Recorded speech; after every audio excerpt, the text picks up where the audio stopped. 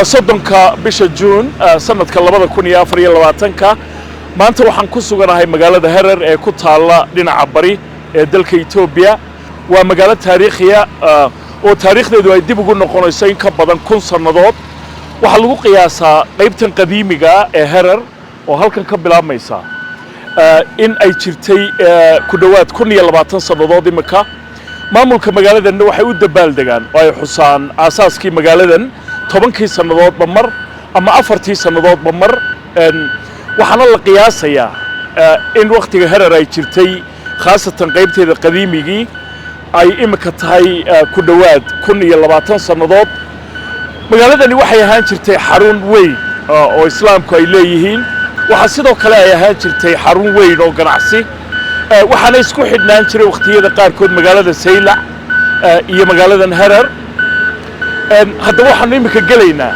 qaybta qadiimiga ee magaalada Harar si taariikhda aan idin sheegayo aynu wax uga dhaahano haddaba barnaamijka waxa igu weheliya testi oo Soomaaliga magaciisu uu yahay Farxaan waxa weeye nin dalxiiska magaalada yimaada kaxeeya oo magaalada khabiir ku ah abihi waa Soomaali هو يدينا وحوي هرريت ساسنا اللوسي لبا مقع تستي ومقعيس هرريقا هراري فرحان ومقعيس صوماليقا مركا واسكو معنى مياه تستي means فرحان means testy ما شاء الله ما شاء الله اوكي مركا برنامجك هل كان نقلس عنيسان قيبت قديميقا ايان قبل عبينا Where are we going first? So first we're gonna start from the Harar gate. So the one you see, this is the one of the gate, but we're gonna enter the old city through the old gate. This is just Harar gate to symbolization Harar. So in this gate we have a picture under the gate. That's the last king of Harar, and we're gonna enter the old city. We call it Jugal. For example, even Jugal, as I told you, how do they start? So we have a good relation, long time from Zayla.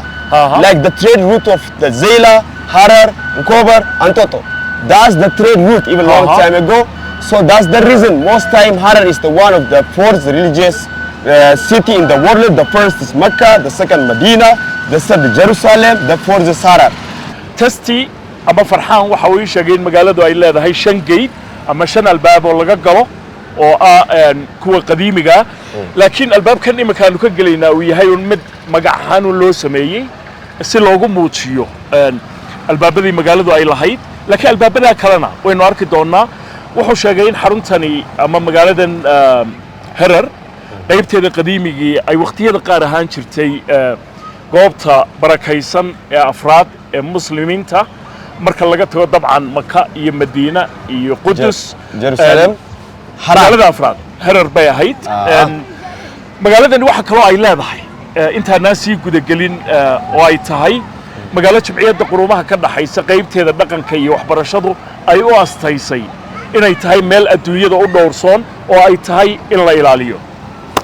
Let's start. So now I'm going to take you to the city of peace. We get an award from UNESCO 2006. Harar is peace and the tolerant city. So wuxuu sheegay in 2006 magaaladan Harar ay abaalgud siiyeen ama abaalmarin jimciyada quruumaha ka dhaxaysa qaybteeda UNESCO ee waxbarashada iyo dhaqanka qaabilsan oo lagu siiyay buu yiri xagga nabadgelyada inay tahay magaalo lagu noolaan karo oo dadkeeda la noolaan karo.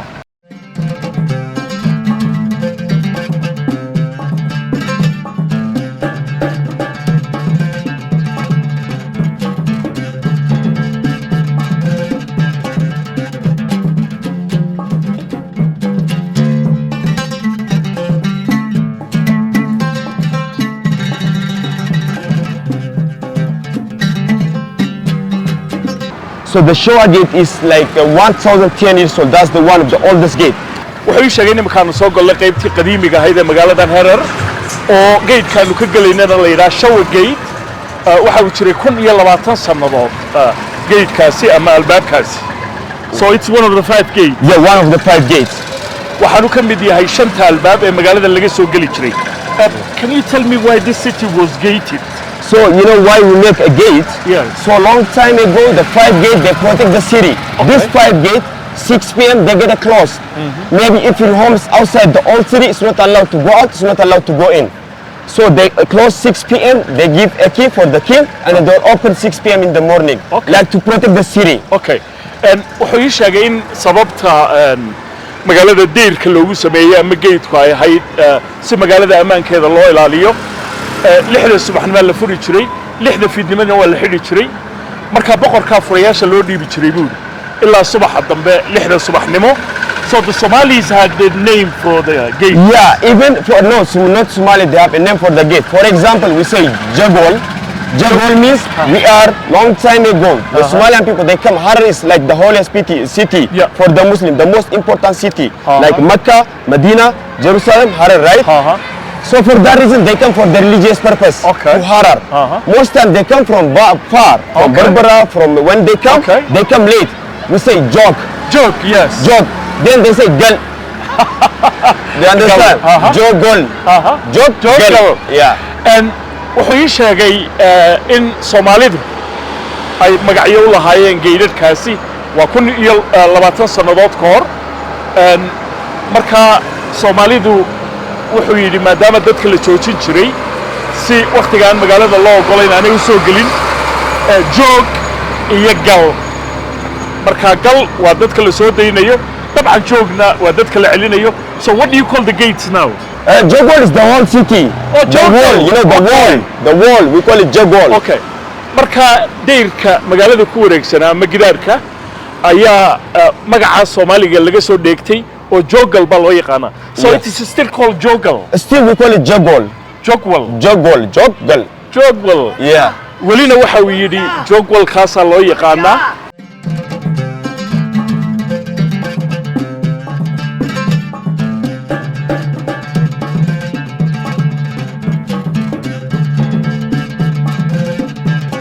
waxaanu ku heshiinay inta barnaamijkan socdo inaan farxaan ugu yeedho maadaama dad Soomaali ay barnaamijkan daawanayaan oo adeeradii iyo ilma adeeradii. Yes. Guess what I said? I don't know, honestly, I speak I just a said little. I will call him Farhan No problem. within the program No problem. because his cousins and his uncles will be watching the program. Maybe, yes, inshallah. طبعا imika albaabada laga geli jiray magaaladan qadiimiga ee Harar lama xidho 24 saacadoodba way furan. So Farhan, Yes. so the gates are no longer closed. No more, no more. That's like long time ago. So you can go in and out Now you can go as many anytime. times as you want. Anytime. But before, as I told you, it's not like that. But now, anytime you go in, anytime you go out. Okay. Harar is famous for the rickshaws as a public transport. Yes, most time we use like in the old city and around Harar. Okay. We use like a tuk-tuk. In the old city, only one main road they get to the old city. Because this is the ancient city. No more. Only they use one road to enter and to go out. Because we use like walking most time. Because Okay. there is 382 narrow street inside the old city. 382 narrow street, small street in the old city. farxan wuxuu ii sheegay in qaybta qadiimiga ee magaalada ay leedahay 382 jid oo yaryar oo kan oo kala ah oo markaa dabcan dee gaadiidka la isticmaalaya tuk-tuk uu yahay ama rickshawga. Can you explain to me why Harar was described as the fourth most important Islamic center in the world? That's a good question. You know why in Harar, why we call it the fourth important city in the world? Because in Harar, in 48 hectares, we have every 100 meters, we have a little mosque. We have 82 mosques. For example, this is the gate. We just enter to the old city. You can see, for example, the mosque. farxan waxa uu sheegay in sababta Harar loogu tilmaamay inay tahay ama ay ahayd magaalada afraad ee muslimiinta ugu muhiimsan inay tahay in 48 hektar oo u dhigantay ilaa 5 kilomitir ay ku yaalaan 82 masaajid. haddaad is leedahay masaajidada intaa leeg sidee bay masaafada yar u qaadaysaa? horta kana ka mid ah masaajidkana ka mid ah oo sida arkaysaana masaajid aad u yar. Are they all small mosques? Yeah, small. We have also the biggest mosque. We call it the Friday Mosque. Even it's very old. I'm going to show you also the biggest mosque in Harar. waxa uu sheegay farxan in masaajidada badankoodu sida kii aynu soo aragnay oo kale ay aad u yar yihiin laakiin masaajidka ugu weyn xaafadan waxa loo yaqaanaa buu yiri masaajidka Jimcaha marka kaasi sida magaciisa ka muuqata Juma Jam, waa yeah. ka jimcaha la isugu yimaado Ah. that is where everybody gathers Yeah, in around the Friday. in Fridays. Juma, yes. Okay. runtii marka aad halkan dhex socoto qaybtan qadiimiga ah ee magaalada Harar waxaad dareemaysaa inaad taariikhdii oo nool aad dhex socotid guryahan waxa laga yaabaa inaanay de 1000 sanadood jirin laakiin taariikhda waad ka arkaysaa siday u dhisan yihiin inay yihiin guryo aad iyo aad u qadiimiya laakiin bari bay iyaguba ahaayeen guryo cusub. So who lives here now in this area? Farhan. So Harar, in the Harar, as I told you, Harar is the peace city. Okay. Peace and the tolerance. Every person, every people, they live together in Harar. Like Right. peace and the tolerance people. That's why we get award from UNESCO. Every person, we have Somalia, Oromo, Amara, Harari, Gurage, they all live together. That's why Harar is peace and the tolerance city. Farhan wuxuu ii sheegay in magaaladan ay ku wada nool yihiin quruumo fara badan oo reer Ethiopia wuxuu magacaabay Soomaalida, Amxaarada, Oromada, Hararida waxaana uu sheegay in magaaladan tahay magaalo nabadeed oo sida awgeed 2006 sababta awgeed loogu magacaabay inay tahay magaaladii nabadda iyo dulqaadka. So that's why every people, they live together. The only place, they all people living together. So you don't have the Harari quarters or the Amhara parts or the Somali part? No, we don't have. It's mixed. We call it Harar, the old city, and then but they all live together. And the people in the city are all called Hararis? Yes, yes, the old city we call it Harari. The people before a long time ago was living in Harar, but now they all live in like peace and the tolerance. Okay. Yeah. And su'aal baa jirta mar iyo marar fara badanba ay dad fara badan oo ama aanu asxaabnahay ama macaarifnahay ay weydiiyaan su'aashaas oo ah halka magaca Harari uu ka yimi dabcan de waa magaca la yaqaano Cabdisalaan Harari aabahay baa yaraantiisii ku koray magaaladan ilaahay ha u naxariistee marka dhowr sanadood ayuu abtigii la joogay oo ahaa ragga ugu horeeyay Soomaalida ee bunka ka ganacsan jiray markii deedna aabahay oo Hargeysa ku noqday ayuu magacaas Harari halka ka raacay. ku dirso baysi lacagahaaga oo si degdeg ah u helaan ehelkaaga iyo asxaabtaada iyadoo ugu dhacaysa telefoonkooda gacanta sida EVC, SAD, Sahal, MTN iyo M-Pesa. Kala soo deg App Store-ka ama Play Store-ka.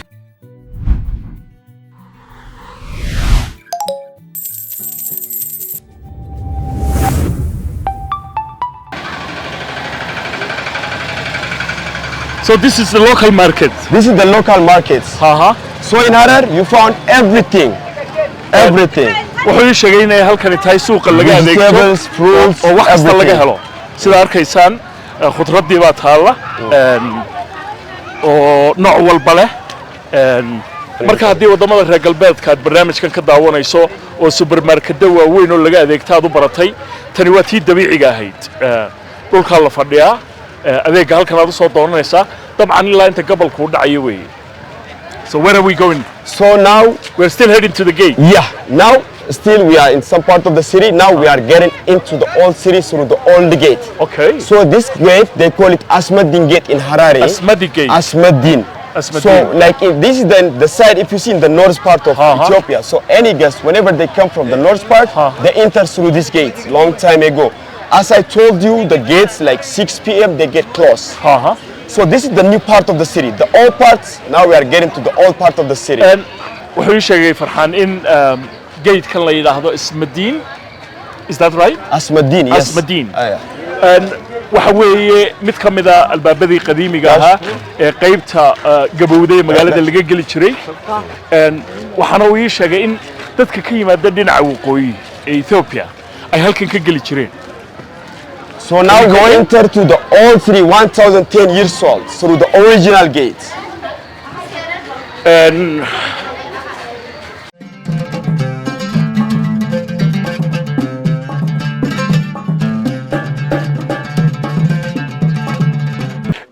qaybta qadiimiga ee magaalada Harar sida arkaysaan saqduudiyada yaryar bay wada leedahay oo haddii aanad garanaynin ama sideedoo kale aad xaafadan ku cusub tahay meel aad u socoto iyo meel aad ka timi ma kala garanaysid imika waxaanu eegaynaa taariikhda xaafadan ku duugani ma aha un mid bannaanada laga arki karo iyo dhismayaasha laakiin guryaha hareeriyiinta laftooda ayaa iyaguna taariikh socotaa mid ka mid ah ayaanu soo eegaynaa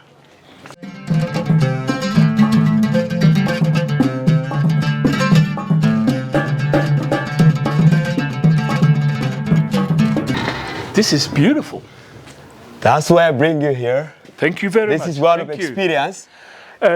waxaan farxaan ku yidhi gurigan aad buu qurux badan yahay runtii taariikhdana waad ka arkaysaa deedna wuxuu yidhi waa sababtaan halkan kuu keenay so shall we go in? Yeah, we'll go. The first thing, let me tell you about Harari. So in Harar, if somebody, the guests, they come in their house, they say welcoming most time. Okay. The people, as I told you, friendly, peace, and tolerance. So for example, this is the one of the house. You can see the architect of the gate, how it's beautiful, the flowers. This generation, they can do like this. The architect of the house, you see? Oh yeah, that's beautiful. This is really beautiful, bro. farxaan wuxuu ii sharaxayaa in dadka Hararida marka guryahooda la galo in soo dhaweyntooda iyo qaabilaadoodu ay aad iyo aad u wanaagsan tahay waxa kaloo tilmaan ka bixiya albaabkan aad iyo aad taariikhiga waa so when do you reckon it was built? Actually, this house most probably is around 400 years. So they transfer from generation to generation. wuxuu ii sheegay farxaan in lagu qiyaasay in gurigan 400 sanadood ka hor la dhisay oo jiilba jiil qoyskii lahaa uu u sii gudbinayay. And what is this small room? This is small room. The person he controlled the house. This is as a guest house too. They stay in here. You see how it's beautiful. The architect, the decors, very beautiful.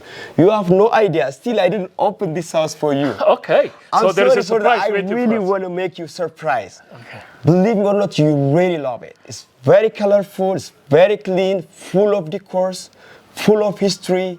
farxaan wuxuu ii sheegay qolka yar horta qofka guriga mas'uulka ka khaasatan gabadha guriga mas'uulka ka ahi ay qolkan isticmaasho iyadii asxaabteedu laakiin wuxuu aad iyo aad u faaninayaa farxaan oo runtii de aan sugiba laahay qolkan ama albaabadan waxa ka dambeeya wuxuu sheegay in wax la yaab leh ay tahay imika nala arkaysaa.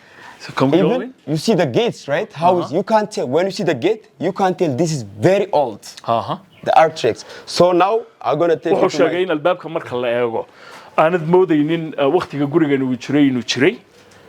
maybe here we go. So the shoes I have to take off my shoes? Yes, you know why? Hararian people, as I told you, a Muslim. Every their house is clean. They pray on it. So this is like everything's ready. Like whenever you enter to Harari house, cool, clean, tahir.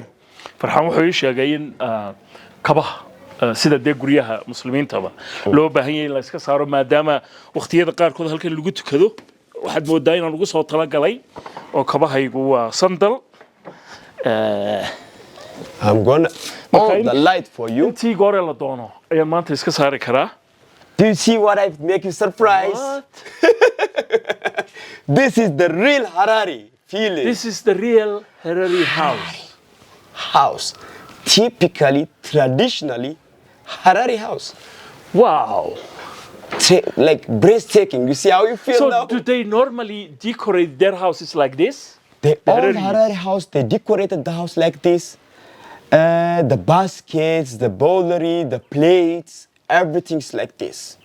This is typical. So Harari this is house. not a special Harari house? Not special. It's a normal house? The problem is like a medium size, big size. That's the problem. The all Harari house is the same. wuxuu ii sheegay farxaan inaanu gurigan ahayn guri ka duwan guryaha kale ee Hararida oo sidan oo kale Hararidu ay u sharaxaan. Wow. It's really breathtaking. Very colorful. You see? Very colorful. You know, when the tourists, they come to Harar, they travel the whole Ethiopia, right? When they go back home, the picture for, like profile picture for any social media, the picture from Harar, I'm very happy for that.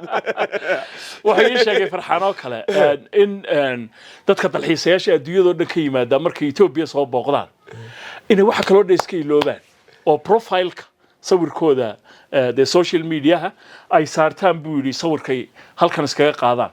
malaha annaguna saasaan u yeeli doonaa laakiin mar dambe ogaan doontaa. We have a lot of things to do in Harar. Like for example, we have Harari house, we have the falcon, the eagle show, we have the hyena show.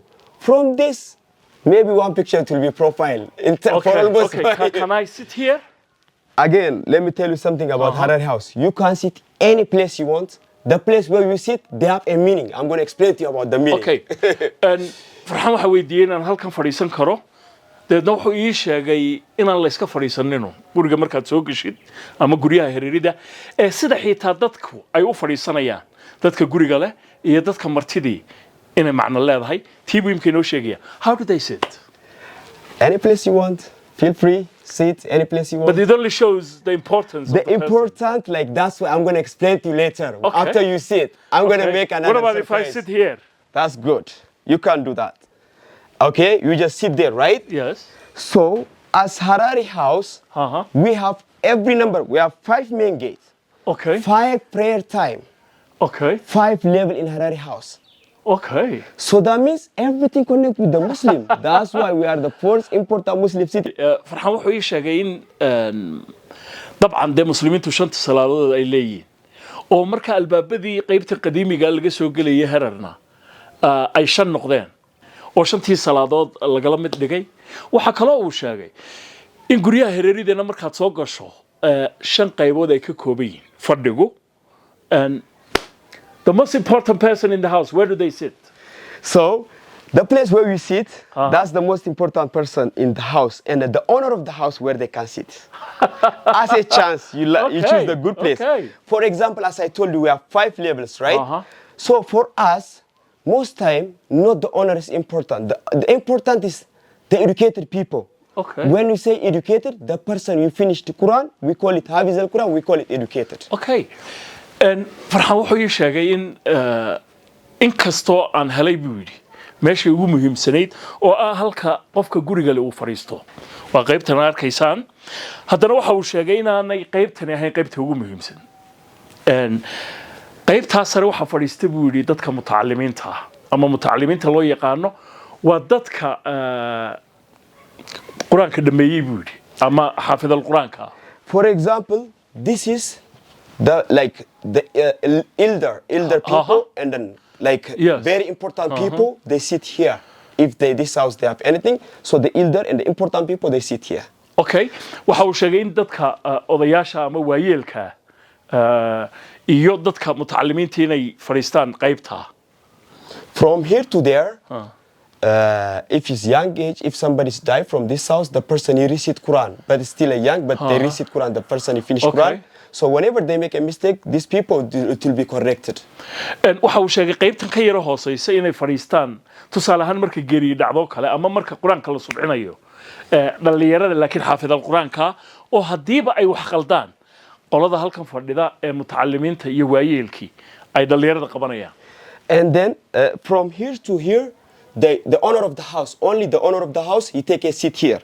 When the owner of the house, he take a seat this place, from this place they can manage the whole house. Waxa uu sheegay sababta halkan loogu asteeyay ama loogu talagalay qofka guriga leh inuu fadhiisto inay tahay inuu gurigii ka maamuli karayo halkan oo albaabkii uu si fiican halkan uga arki karayo waxa soo galaya iyo waxa baxayaba. So somehow the owner of the house, so when they manage the house, if something happened to the city, he's ready to fight for his country.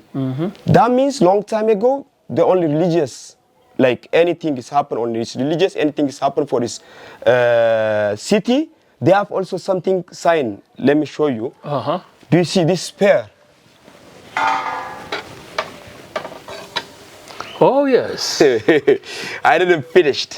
So when the owner of the house when they take a seat here, if this spear is upward, that means there is no problem around Harar. Right. If it's downward, he's ready to fight for his country. So if it's here, for example, next to him, there is a trouble. I mean, like if you put this spear up, like upside, no problem.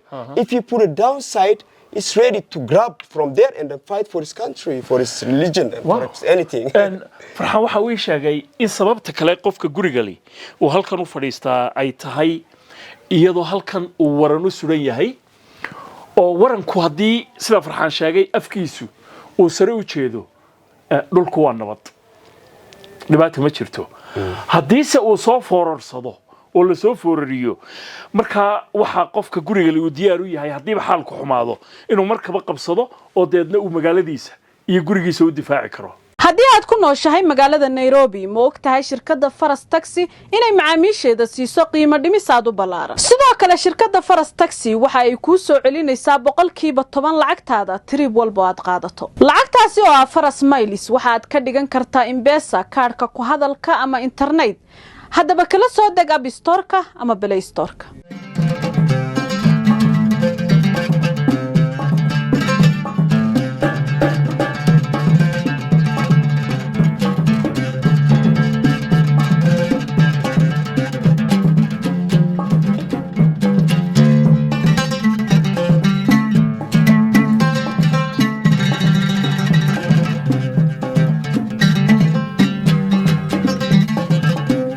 I'm going to explain to you about the third place. So, for example, I'm going to show you by myself. This is, for example, the young man, like young person, the person, non-married person, he take a seat here. Like 200, 300 years ago, men and the woman is difficult to meet because only a special purpose they meet, maybe wedding or funeral or market. There is no cafe, there is no nothing. So for that person, Harari people, they decided to make men and the woman to make very close. You know, for example, the young man, when they sit here, immediately they look over there. Okay. They have some sign communication. So you see the carpet rolling with the yellow plastic. So if they have a carpet, like 200 years ago, like there is a meaning for the young person. That means there is a young woman in this. qayb kale oo muhiim ah ayuu farxaaniye sharaxay oo aqalka Hararida kamida wuxuu ii sheegay qaybtan in loogu talagalay ragga dhalinyarada ah ee weli aan guursanin ama aan gabadhi u mehersanayn oo marka ay guriga soo booqdaan ay halkan fadhiisanayaan waxana uu sheegay in markay halkan fadhiistaan calaamadii ay jirto u muujinaysa ninka dhalinyarada ah in gabadh sida loo yaqaano maanta single ama aan guri lahayni oo guru joogi ay guriga joogto maxaa hadba lagu garanayaa wuxuu sheegay in halka la eegayo oo carpetka yelowga ama hurdiga uu muujinayo in gabadh guru joogi ay guriga joogto marka de ninkii dhalinyarada ay halkan fadhiyay cilmi baa u kordhaya oo deedna guriga uu ku soo noqnoqonaya laakiin farxa waxa kale oo uu sheegay in waqtigan casriga ee imika cidii doontaa iska fadhiisato but still the young man sits no, that's long time ago. Okay. What about that part? That's the part for like special purpose, as I told you, the others. So sometimes the children, like sometimes the young woman, to face each other with the young men. waxa uu sheegay in waqtiyada qaarkood waayadii hore dabcan aanay jirin meelaha maanta lagu kulmo sida cafeteriooyinka iyo hodheelada iyo meelaha kale ee dadka dhalinyarada ay ku kulmaan iyo dabcan de social media na bariga xitaabka lagu mahayn wuxuu sheegay in waqtiyada qaarkood gabdhaha dhalinyarada ay halka fadhiisan jireen si markaa ay u sheekaysan karaan ragga dhalinyarada halkan fadhiya. But if, for example, if this house they have like funeral, somebody's died from this house, the woman and the men not allowed to sit as a Muslim. Okay. They stay outside. Right. This is like for the wedding, for different celebration. waxana uu sheegay waqtiyada sidaas loo fadhiisto ee hablaha iyo namadu ay inta isu jirsadaan xilliyada farxadda ee aroosyada ay ka mid yihiin ay tahay laakiin markay geeri jirto sida muslimka kaleba dumarku ay banaanka fadhiistaan ragguna ay halkan fadhiistaan. Who sits here? So normally, as Harari traditional, as I told you, if you are educated, you are respectful. When I say educated, Quranic the person he finished Hafiz al-Quran, we call it educated. So sometimes Hararian people, they decided if somebody non-educated, when I say not this school, all the time, like 200, 300 years ago, the person, non-educated person, they sit here. You know why they put it here? Everything. If this house, they have wedding celebration, like that's long time ago, they give for the elders, they give for the other people. The non-educated people, they give him sometimes like not food, because to make motivation. Okay. They believe if I educated, if I read Quran, my place is there. And then he like motivation by himself to want to Quran, madrasa, by himself. To click his mind there, motivation. Farxan wuxuu ii sheegay in halkan qudheeda oo imika fadhiyo ay fadhiisan jireen 200-300 sannadood ka hor dadka aan quraanka aqoonin ama xaafid al-quraanka aan ahayn si markaa loogu dhiirigeliyo in berri ka maalin hadday quraanka xaafidaan ay iyaguna halkaa fadhiisan karaan marka dadkii muhiimka ah dusha la saaray kuwa iska dambaska ahana halkan hoose waayada fadhiisan jireen. So who sits here nowadays? No, this time everything is modern. This time everything is modern. waxaan sheegay in dabcan dhaqanka sidaasi aanu imika aad u xoog badnayn oo waqtiga casriga uu bedelay, but this is beautiful. In Harari house, like for example, this is the luxury house, right? Every life they can taste the dish. Okay, yes. كل نفس ذلك الموت, right? Yes. Like when you are alive, to remember one day you will be die. Yes. Every Harari house they have 2 halls. You see this hall? This hall, they remind us, normally they put the Quranic book, the Quran book. You know why they put the Quran? It reminds about the grave. To remind you about the grave. You like even somebody when he was dying in Harari house, they make janazah here. They wash janazah to respectful place. To every time remind you when you are alive to remind your days. And farxan wuxuu ii sheegay in labadan khaanadood imika waxyaabaha sharaxaadii ay saaran yihiin in caadiyan quraanka la saari jiray oo guri kasta herooriyiintu ay leeyihiin loogu talagalay in dadku ay aakhira ku xusuustaan iyo xabaasha marka wuxuu sheegay xitaa markuu qof dhinto in halkan oo kale jinaasada lagu sameeyo halkanna marka uu qofku raaxaysanayo gurigan oo kale uu ku raaxaysanayo ay tahay macnaheedu markastoo halka arko inuu geerida xusuusto. Kamaaran cheegi bangiga oo la jaar dahabalaas u kaydso lacagtaada mar kasta iyo meel kasta.